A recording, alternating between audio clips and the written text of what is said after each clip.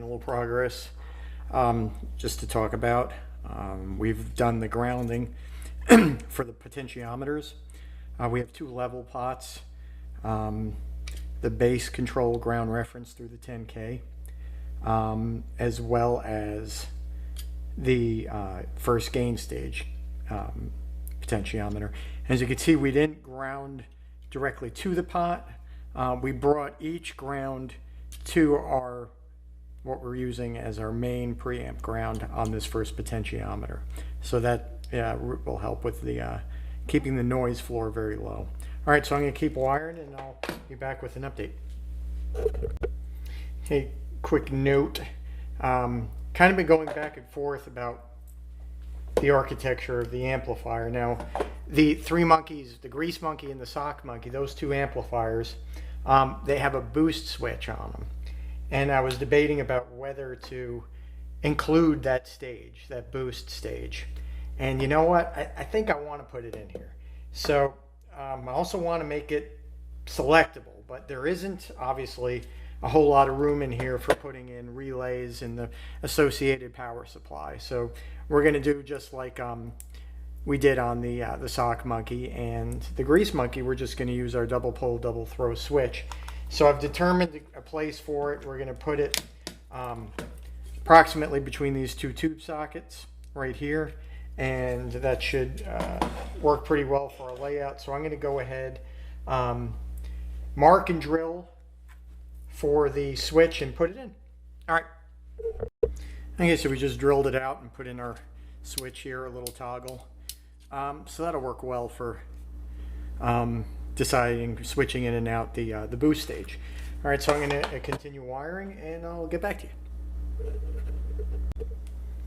A few more minutes gone by. Got a lot more wiring done. The switch is in, it's wired up for the boost. We have basically a lot of the sockets wired up. All the grounds are done now. And I wanted to show you sort of, we've got a little strip right here where we have the cathode resistors and associated capacitor for the first stage, for that first gain stage here. And we're actually going to solder this to the back of the potentiometer to create another surrogate board for it. So I wanted to show you how you sort of can do all that kind of stuff. So just going to first pre-tin where we're going to locate this part. Okay, then we're going to tin the actual piece on the bottom to get it ready. Then we're going to take it and we're going to just kind of place it in position, and then go ahead and through the hole heat up the piece, both part as well as the case of the potentiometer that it's attached to. And you'll see once it flows out really nicely that you have your a good solder joint there. All right, so that's on there now, and that'll serve a couple of purposes.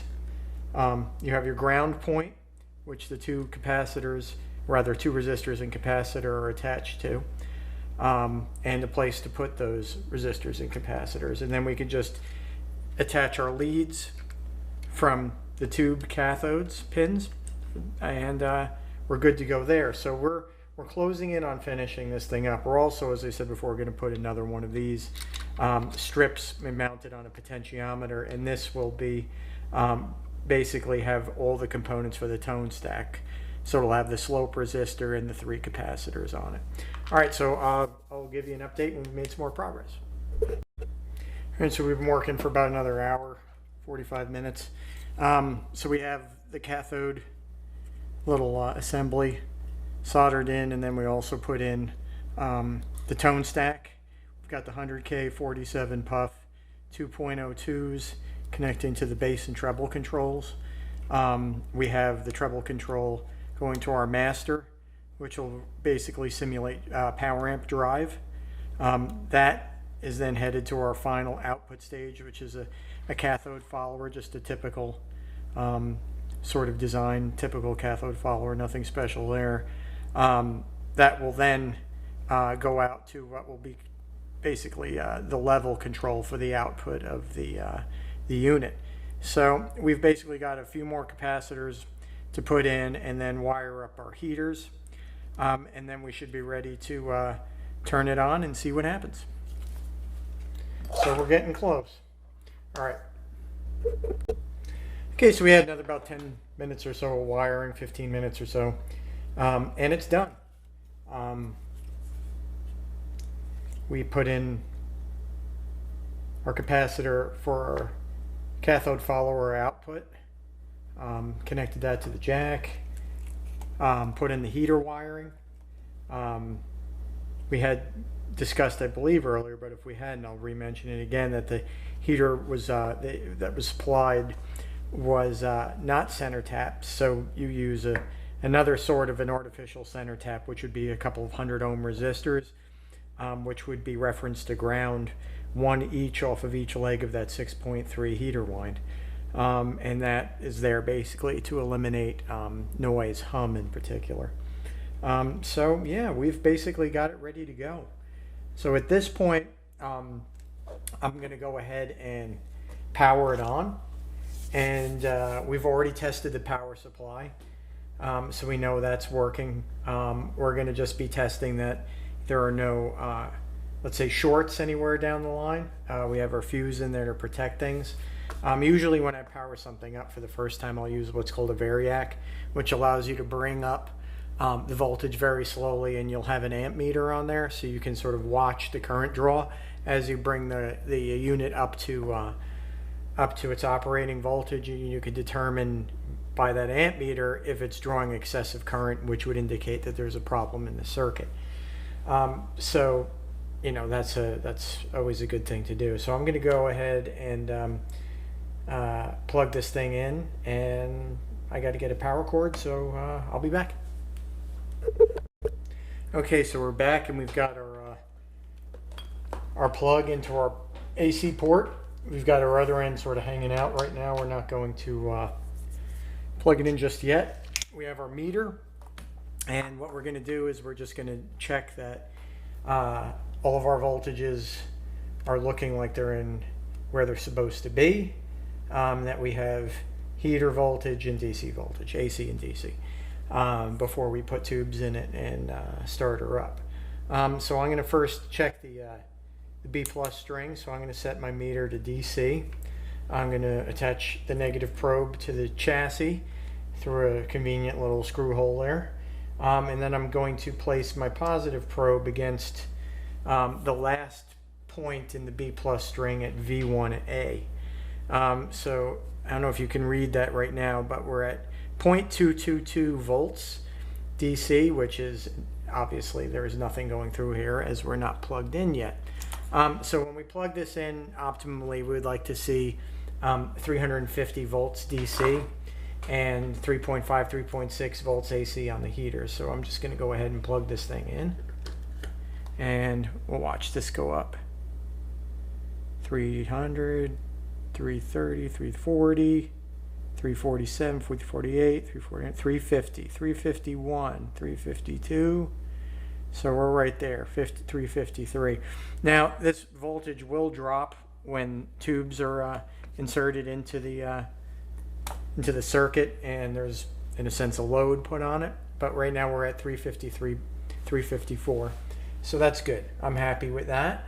We're going to check all the other nodes to make sure that there's voltage present there as well that we want to see. So we go to V1A. 350, yeah, 351, V1B, yeah, okay, go to the cathode follower, yeah, and the other cathode follower, yeah, okay, so we're good there. Now the next thing I want to check is to see that the heater supply is all functioning normally, and the heaters are an AC system, so we'll switch over our meter to AC and we'll start reading off the tube sockets at pins 4, 5, which are joined together in 9. So we'll start with this side over here, and we want to see optimally like 3.5, somewhere around there. There we go, 3.5. On this side, 3.5. It's good. 3.5, good. 3.5, good. 3.5, good. 3.5, good. All right, so it looks like we have the voltages that we need to get this thing working. And I think the next step is going to be to put some tubes in it, and then we'll measure the drop across the plate resistors and the cathode current, and that'll give us an idea of sort of what's going on in the circuit, that everything's working well. So I should show you this too. I'm going to power it off, but that 220K dropping resistor, the reason why it's there is if we turn off the amplifier with no load or signal present on it, these capacitors will hold their charge for an extended period of time. And we want that to kind of bleed out when the amplifier is off. So watch what happens. We're at 355 right here. I'll unplug, and you'll watch right now the that voltage drop over time as that 220K resistor right here is bleeding everything off the ground. All right, so I think the next step is to get some tubes. I'll let this discharge and I'll get some tubes and I'll be right back. Okay, so I've got 3 12AX7s, and we're going to go ahead and insert these into the sockets.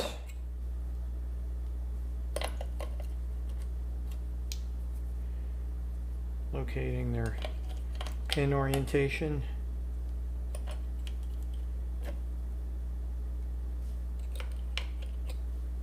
Right there. Okay, so we have all 3 sockets placed in.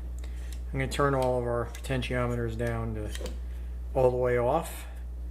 I'm going to put the amplifier back on its back. Okay, now we're going to use the meter again on DC. So we're going to get our ground point, and then we're going to take, well, we'll leave this out because we're going to measure a few different places. I'm going to grab the power cord, and we're going to go ahead and plug it in, and we're going to start measuring. Okay, see, we're getting voltage drop. That's good. We're going to let it warm up. Let the tubes warm up, as the heaters are there to heat the elements inside the tube to promote the propagation of electrons to fly around in there from different structures within the tube to create a our signal. All right, so I think we should be fairly warm. So I'm going to start reading cathode current and see if we're looking good. 1.6, good. 1.4, good. We're going to go to the cathode follower. 160 there. What are we looking at here? 1.2, good. Looking at 1.3, good. And this should also be high. 183. 183. So it appears to me that we have a functioning amplifier. I'm going to watch some of the cathode current a little bit. It's very steady. Very steady. See what kind of plate swing we're getting. So we're getting from about 260 down to, what is this? We're getting a little bit of a jump there. About to 208. So we're seeing a voltage of a drop of about 42 volts across that 100K. Go to this plate point here. Seeing 260 again, and on the other side, this is a 220K plate, seeing 164. All right, so I think our amplifier is working. Like what I'm seeing. So the next step is actually going to be to test it out and see if it's passing signal and what it sounds like. So we're going to do that. So I'm going to set something up and test it out, but we'll be back then. All right, so I went upstairs and grabbed an amp to test this preamp through. this miniature world's smallest grease monkey or sock monkey. But first I wanted to put on the knobs. I thought that would be a good idea. So to do that, I'm going to turn them all to 0. Then I'm going to sort of mark like 45 degrees. All right, sort of, and then I'm going to turn them up to 12. So the set screw is at 12, and well, it's kind of a pain in the butt to get at the set screw from this way. You can see there's a little set screw there, and you need to do this. So this way, not so good. This way, a lot easier. So I'm going to go ahead and put these guys on. Yep, that's cool. These are kind of good looking for this thing. We got kind of a retro look to the whole thing, like some piece of crazy, I don't know, 1960s space gear. Something you might have seen on the Gemini, maybe? No, I don't think so. But I like the look of these things. Aluminum skirted, brass insert, set screw attached. You know, you can't really do much better. So that's kind of, yeah, I like that. That's kind of a cool looking unit. All right. Maybe if this thing were like powder coated hammer tone, silver hammer tone. Maybe if we if we make one of these things for any reason for 3Monkeys, maybe we'll powder coat these things. So anyway, let's go ahead and test this thing out and see if it works, and if it does, what it sounds like. I'm pretty sure it works. All the voltages looked right. So I went upstairs into my little music room, and I grabbed, well, if you watched the videos I was making about this replica guitar, you probably saw this sitting in that room where I do recording experiments. This is a little Supro. You know, leave it on the floor here. And we're going to plug this guy into the Supro, so I'm going to plug it in. Okay. We got that set up. I'm going to turn all my knobs down here to 0. So we have the main output level, power amp, grind, distortion, saturation kind of knob, your bass, your treble, and your preamp gain. All right, so I'm going to plug in the unit power-wise. So we've got our IEC cord. We plug that in. Move that out of the way. Next we need, which I grabbed as well, is a cable to leave the unit to enter the Supro, and I've got some of the 3Monkeys solderless stuff to do it with. We got the 2 connectors in the red jacket, which I like. I like the red look. And if you don't know about these connectors, we invented these. It's a patented piece, and basically it's the easiest cable to make, I think, on the market. You just basically cut it and screw them on, and you're done. So I'm going to plug this into the output side of the unit and into the input of the Supro. I need to grab a guitar. So I'm going to grab a Stratocaster. Got ourselves candy apple red, mint green pickguard, Strat rosewood board. Just a build I did. It's got, I think these are the Fender Vintage Hot noiseless pickups in it. I like the noiseless stuff because when you're working in a shop where you're testing amplifiers a lot, it's good to have something that doesn't make a whole lot of noise and just confuses you as to what's going on. So noiseless is always good for me. So we're going to go ahead and plug into the front end of this thing. Well, let's first check that the Supro is working, because I haven't actually played this thing in about a year. All right, get into directly into the Supro here.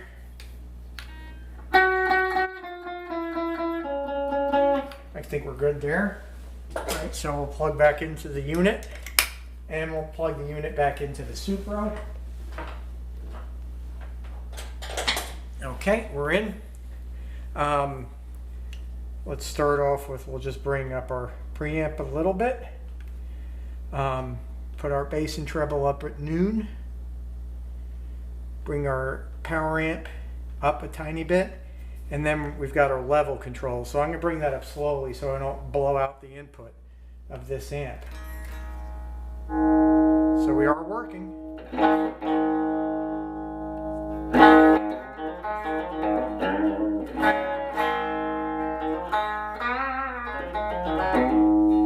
right, cool. So let's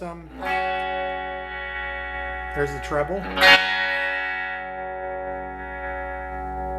Good sweep there. Look at that.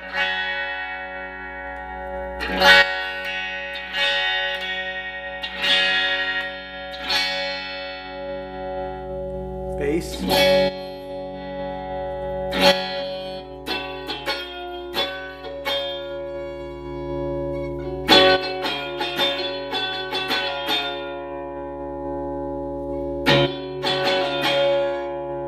Sounds pretty good.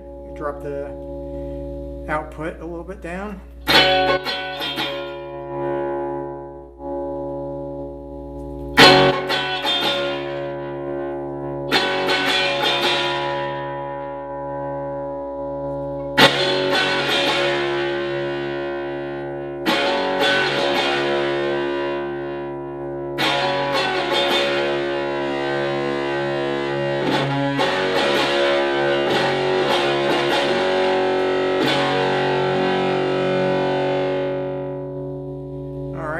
So we got that working. Let's see what the boost does.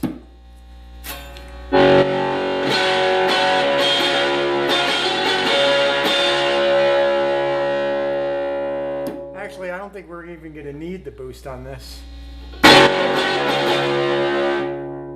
Let's see if we drop down here.